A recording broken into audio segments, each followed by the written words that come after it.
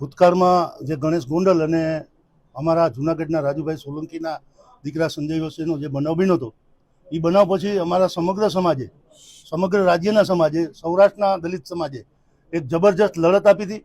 અને ગોંડલની અંદર જે સ્વાભિમાન સંમેલન કર્યું હતું, ત્યાર પછી આખો આ કેચ છે એ media, print media, electronic media એ ઉપાડી લીધો હતો અને સરકાર સુધી આ બાબત પહોંચી હતી. હવે ક્યાંક ને ક્યાંક એવું થયું છે કે સમાજને વિશ્વાસમાં લીધા વગર, કે સમાજ સાથે વાત કર્યા વગર, જે આખો પ્રશ્ન જ્યારે ઊભો કરવો હતો ત્યારે સમાજની મદદ લીધી, સમાજને ખંભે આખી બંદૂક ફોડી અને આખા પ્રશ્નને મોટો બનાવ્યો. અને હવે જ્યારે પ્રશ્નનું સમાધાન કર્યું છે ત્યારે રાજુભાઈનો ઓડિયો જે દિનેશ પાત્ર સાથે વાયરલ થયો, એમાં જણાવ્યા પ્રમાણે આજે અમે બધા આગેવાનો મળ્યા છીએ સૌરાષ્ટ્રના, અને એવું નક્કી કર્યું છે કે ઓડિયોમાં રાજુભાઈ એવું બોલે છે કે મેં 1 રૂપિયો લીધો નથી, અને આ બાબતે હું જયરાજસિંહ બાપુનો પણ માફી માંગતો વિડીયો મુકાવીશ. એટલે અમારી સમાજની માગણી છે કે જયરાજસિંહ બાપુનો રાજુભાઈ માફી માંગતો એક વિડીયો મુકાવે. એક માગણી અમારી એવી છે.